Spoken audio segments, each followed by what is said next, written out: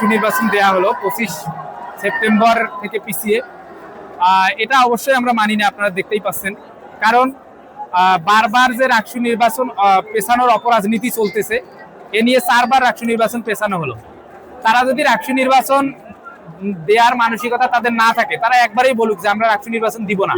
কিন্তু এভাবে বারবার পেছানোর অপরাজনীতি করার দরকার নাই। ছাত্র দলকে বা যারা রাকসু বানচাল করতে চায় তাদেরকে প্রিভিলেজ দিতে গিয়ে যদি তারা রাকসু নির্বাচন বারবার পিছিয়ে এক সময় গিয়ে বলে যে আমরা রাকসু নির্বাচন এবার আর করবো না, সেই কথাটা আগেই বললে শিক্ষার্থীদের জন্য সুবিধা হয়। বারবার এভাবে তারা শিক্ষার্থীদের বিভ্রান্ত করতেছে। কারণ শিক্ষার্থীরা এই যে আগামী 25 তারিখ রাকসু নির্বাচন হবে কি হবে না, এইটার দোলাচলে পরে অনেক শিক্ষার্থী ভাই বোনেরা বাড়ি গিয়েছে, আপনারা দেখতে পেয়েছেন। এই প্রশাসনের স্ট্রং কোনো ভূমিকা না থাকার কারণে সবগুলোতেই যেই সিন্ডিকেট তাদেরকে ব্যবহার করতেছে নির্বাচন পেছানোর জন্য, নির্বাচন বানচাল করার জন্য, সেই সিন্ডিকেটের ফাঁদে পড়ে গিয়ে তারা একটা দুর্বল ভূমিকা পালন করতেছে। আমার মনে হয় দৃঢ় ভূমিকা পালন করা দরকার। এবং এই 25 তারিখ যে এটা ছিল, এটা তো আগে থেকেই ঠিক করা ছিল। তারা এটার আমরা আগেই বলেছিলাম যে শর্ট অ্যানালাইসিস করে একটা তারিখ দেন, যেই তারিখ সবাই মেনে নিবে।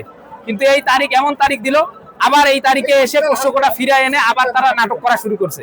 আমরা বলবো আমাদের 25 তারিখের রাকসু নির্বাচন যেটা পিছিয়ে দেয়া হলো, এটা অবশ্যই ধিকৃত কাজ হয়েছে। এই মিছিল থেকে পরবর্তী সিদ্ধান্ত, এখন আপাতত ডিসিশন আমরা মানি না, পরবর্তী সিদ্ধান্ত আমরা জানাচ্ছি ইনশাআল্লাহ। এইভাবে করে 35 বছর রাকসুকে বানচাল করেছিল, আমরা মানব না। 25 তারিখে রাকসু হওয়ার কথা ছিল, 25 তারিখে হবে।